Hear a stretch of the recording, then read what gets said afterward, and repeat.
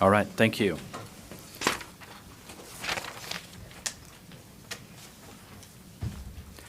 Okay, moving to standards and assessment. Board member Jennifer Gravitz chairing that. So, Chair Gravit, is there just one housekeeping item that we have in yours? Yeah, and I can address it when we get there. Yeah, when we get there. All right. Unless you want to do it now. No, let's stay, just giving one a heads up. Okay, all right. Please continue here. Okay, so first item is 12.2, which is Board Policy 3002 Amendment. This was amended so that agency staff would submit annually the standards rubric for consideration in case we needed to trigger a standards review outside the established timeline. The motion carried unanimously, and so the motion for the board is the committee moves that the board approve Policy 3002 Draft 2. Okay, the motion before the board is that the board approve policy 3002, draft 2. Discussion to the motion? Board member Belknap. Sorry, I was a little slow. I have a question on this, and that's kind of what I sent you. Is there anything in this policy, in this revision, that deals with guides that go along with the standards? That is a good question. Oh, may I answer? Okay, yes, please answer. As far as, if memory serves me correctly, and staff can come up and Jennifer, maybe Thronson can come, it's dealing with the things we decided on and having people in the subject matter go through and check off, are they relevant, et cetera, et cetera. But I'll have Jennifer delve into the details, if that's okay with you, Chair. Jennifer, did you hear the question? Yes. Okay. All right. Jennifer Thronson, Director of Teaching and Learning. The rubric's intention is really to look at all aspects of the standards. So what questions are we getting from the field? What changes have happened broadly, either in industry or in the content area, to kind of influence a change outside of the 7-year timeline that the board has approved. In terms of core guides, the resources would change if the standards change. So it's not, in this particular case, there's nothing in the policy as of yet around the materials that come out to support the standards revision process. That might be a future topic for the Standards and Assessment Committee, might be the proposal that I might suggest. But at this time, we have not gotten into the supplemental materials that come out due to a change in standards. Right now, we're just trying to figure out the process for standards development. Okay, the motion before the board is that the board approve policy 3002, draft 2. Any further discussion? Seeing none, let's vote. Board member, let's not vote. Board member Jenny Earl. Yeah, so sorry, I had made a note, and then I just had a question on the law itself. Sorry. On the law itself, I had a question. I was trying to look it up, and I think I went into the wrong section trying to pull it up from my notes from home. So give me just. So 53E 4203, is that, and then it's changed to 53E 4202. Sorry, I was trying to pull that.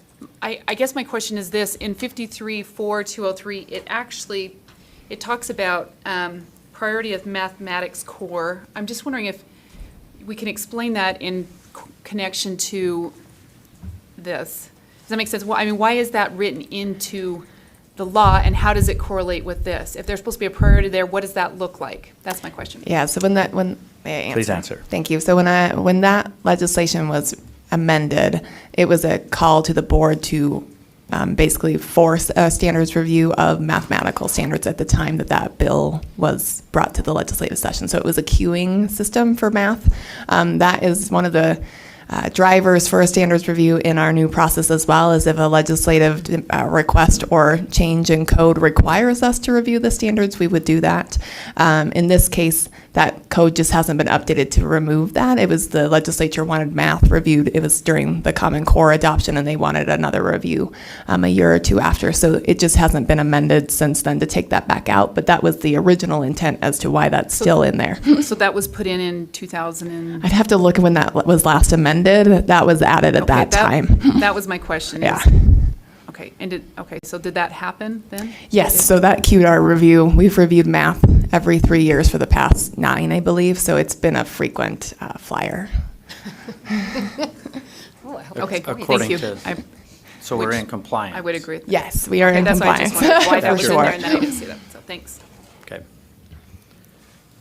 Okay, I'll restate the motion before the board is that the board approve policy 3002, draft 2. Any further discussion? Seeing none, let's vote. All in favor, say aye. Aye. Those opposed? Voting is unanimous. Okay, next item is 12.3, R277473, the Utah Computer Science Grant Program. This was enacted due to the passage of House Bill 227, which allows the board to adopt rules regarding certain grant applications, the requirements, and the funding distribution. The motion before the board is the committee moves that the board approve R277473, draft 2 on second and final reading. Okay, the motion before the board is that the board approve R277-473, draft 2 on second and final reading. Discussion to the motion? Seeing none, let's vote. All in favor, say aye. Aye. Those opposed? Voting was unanimous. Okay, next item is 12.4, R277400, School Facility Emergency and Safety. This is an amendment. This includes requirements for an LEA to have crisis response protocols in place, and then it also expounds on the use of multidisciplinary teams. We talked about all of those things and just how that would look like in a school. And the motion before the board is that the committee moves that the board approve R277400, draft 3 on second and final reading. Okay, the motion before the board is that the board approve R277-400, draft 3 on second and final reading. Discussion to the motion. Board Member Earl. Yes, I would actually ask a couple things. Do we have a definition of what social emotional, let me see, it's line 200, I believe. No, it's not. Hold on. So we've got staff, specialists just popping up here. Yeah, so, and do we have a definition in law, I guess is my question, because it seems to me as I've talked with people about social emotional learning, it kind of is a very fluid terminology for a lot of different perspectives and a different way, depending on who you're talking to and what they're choosing. So I guess I'm wondering, what does it mean here? And if so, anyways, The go question ahead is, if you got it. is there a A definition? definition, and do we have what does it mean? So, Let me see if I can find. name, rank, so. 187 is Yes. the line, so. Christy Walker, Safe and Healthy Schools Coordinator.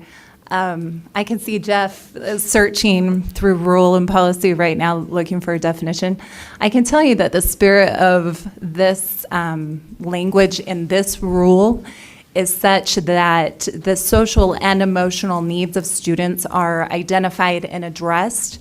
So outside of academic performance, not so much in the mental or academic realm, but that in relationships and emotional intelligence.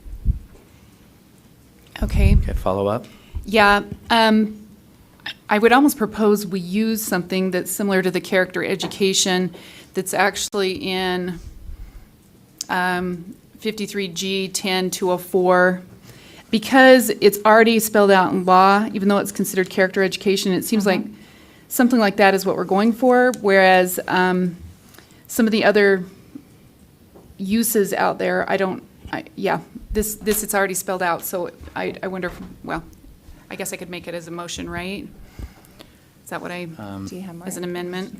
So let me. Well, let's, before we okay. do that, so is it already spelled out? Does it have to be, before we go and put a definition and a reference to other, does it need to be, or is it someplace else? And So we why don't currently you do speak to it not, before she makes a recommendation? right, there, and Board Member Earl is correct. There is no statutory or board-defined definition for the phrase social emotional learning.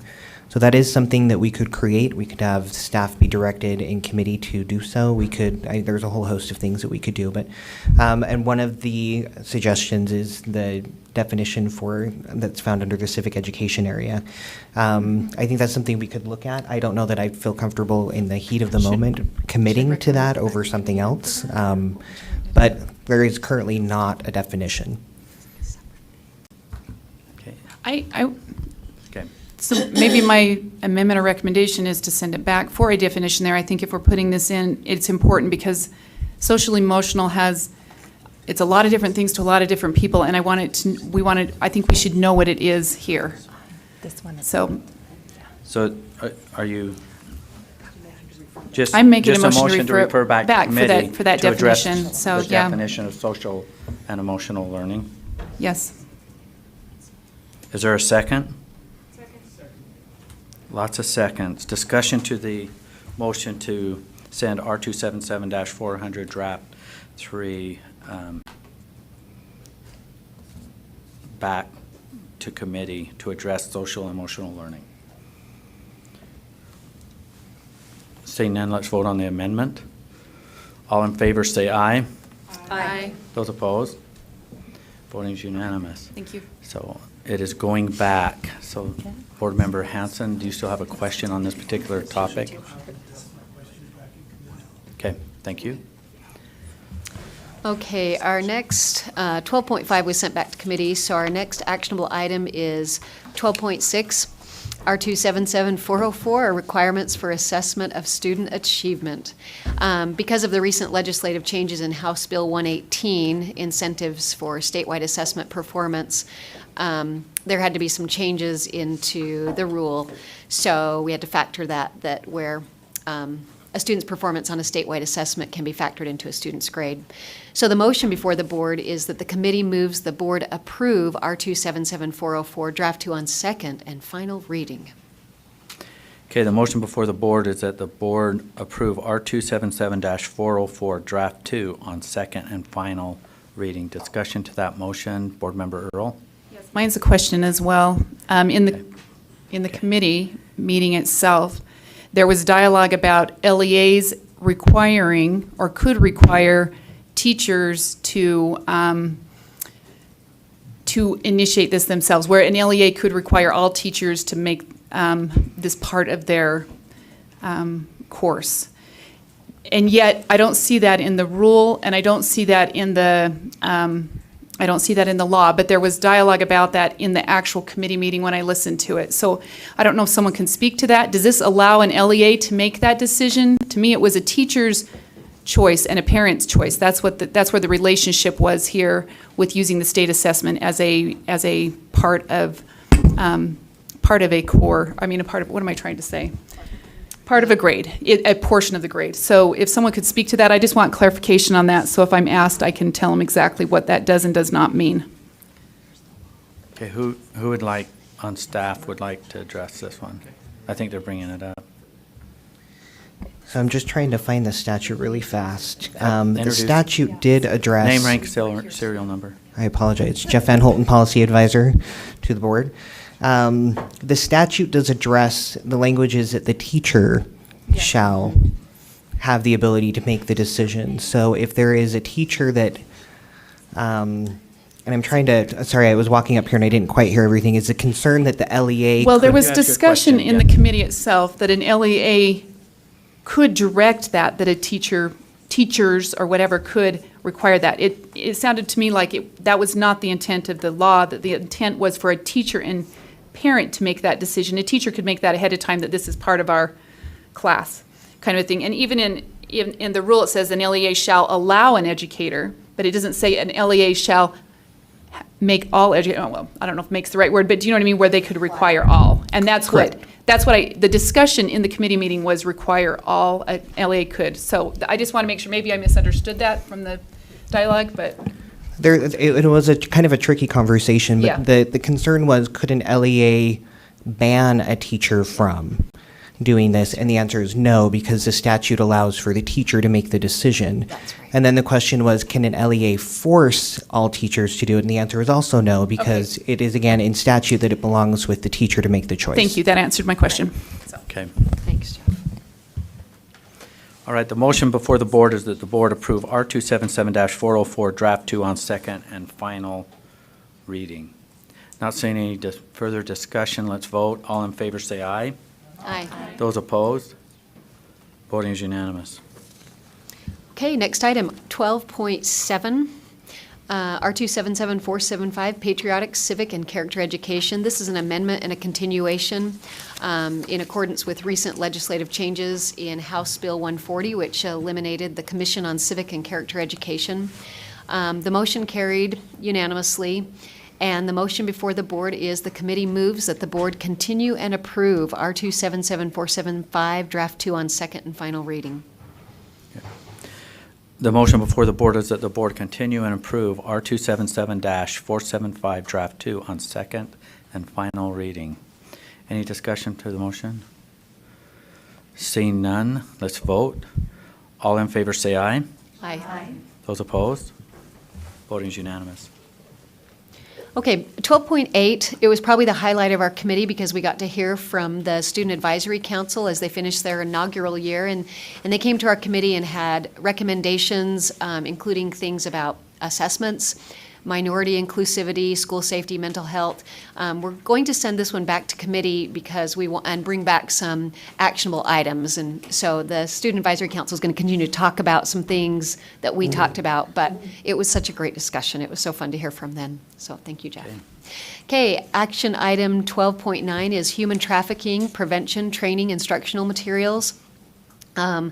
Utah Code 53G9207, human trafficking prevention training, was amended in the 2019 legislative session. It does things like it requires school districts and charter schools to provide biannual training about human trafficking prevention and awareness. It requires that the board, in partnership with Department of Human Services, approve instructional materials for child sexual abuse prevention, et cetera. And so the motion for the board is the committee moves that the board approve the minimum guidelines and instructional materials for human trafficking prevention curriculum for parents, guardians, and adults serving youth. Okay, the motion before the board is that the board approve the minimum guidelines and instructional materials for human trafficking prevention curriculum for parents, guardians, and adults serving youth. Any discussion? Board Member Earl? Sorry, Scott. Scott, are you registered in there yet? My question, is there someone that is part of this policy that can address a question? Yes, there is. Always. Thank you. Okay, and your question is? So my question is, how is consent addressed within these policies? What is the dialogue that's carried on about consent when we're talking about trafficking, human trafficking? Either from the victim themselves or, anyways, specifically victim. How are we addressing that with the adults? Good afternoon. My name is Corby Eason. I'm a prevention specialist for student support here at the Board of Education. Regarding to consent, could you expand more on that question? I know you wanted towards adults. Can you be more? Yeah. So, in working with trafficking victims and youth, I guess I'm just trying to understand how consent is delivered or weaved into that dialogue as we're talking to adults about whether youth can consent or not consent to certain acts, and what does that look like, especially when we're talking about human trafficking. How is the word consent being used? Did that clarify, or was that more muddy? I would take a stab and just correct me if I don't hit your mark. So as we look at the recruiting methods, is coercion, force, and fraud. And so those are examples of how an individual could be trafficked. And then under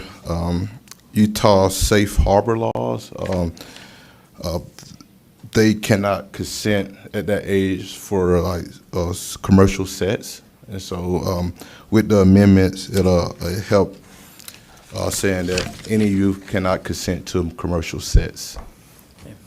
Patty, you going to weigh in on the answer? Patty Norman. Hang on, there we go. Patty Norman, Deputy Superintendent of Student Achievement. Just another clarifying question. Are you talking about consent to the curriculum? Because this is about the curriculum that it's being, so are you talking about whether it's opt-in or opt-out? Or are you talking about consent of a underage youth to participate in? Because that's actually a status offense according to the age of the child. So that's something that's in a criminal code. That's not something in our educational code. That's what I was referring to. Okay, a thank second. you. So, yeah, and just, as you're talking with adults about that, to talk to youth, I'm wanting to know what that dialogue is concerning consent, specifically with those illegal behaviors. Again, are you talking about the teachers talking to the students, or are you talking about teachers talking to adults? Well, this is about it? training for teachers and parents. Right. Is that correct? So what are we telling parents and educators about the idea of consent, or their vision of consent for youth? Does that make? Are we asking? Sorry, I'm not. So I just want to make sure that we're Yeah, clear that's all right. in answering your question, and we're not leaving any gray Yeah. areas. So if you're talking about what do we tell, are we allowing students to consent, and that's okay, or are you asking if we're letting them know what the law is? Yes, maybe both Are we on letting that. them know Yeah. what the law is? Okay. So if you go to the second page of the instructional guidelines for parents. Okay. And where you say form of trafficking in person, that definition of sex trafficking mean the recruitment or harboring, transportation,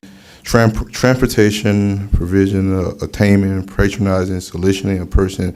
The purpose of commercial sex, which is commercial sex acts, include force, fraud, coercion, in-person performance, such act not attained by age of 18 years old. A child under 18 cannot consent to any form of commercial sex.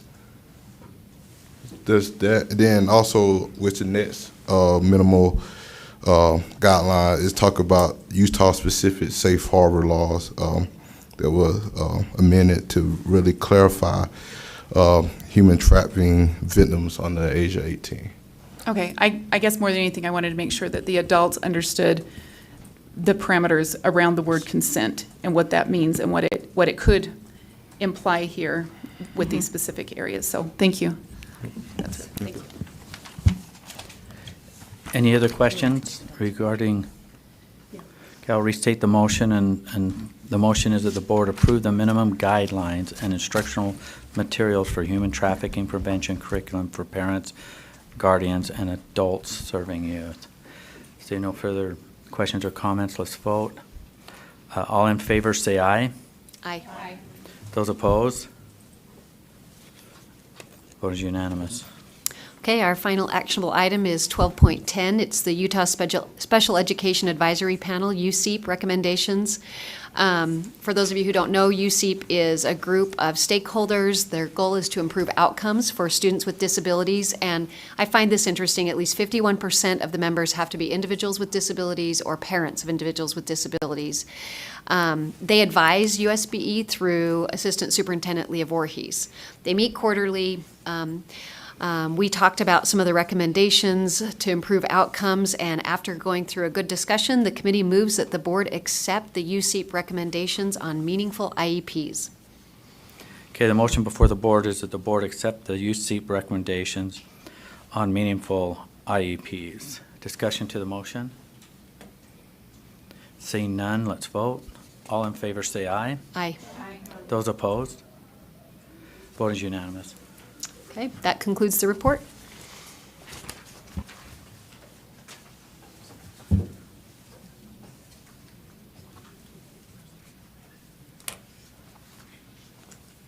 Want a break? One more. Let's do one more. And then, well, it shows we're due for a break. We better take the break because we still have a lot. Let's take a break. Miss Lorraine says, okay, we're going to take a break, but let's try to do it in 7 minutes so we can get back in here. And I know it's fun to catch up socially and that, but take care of business and have a break.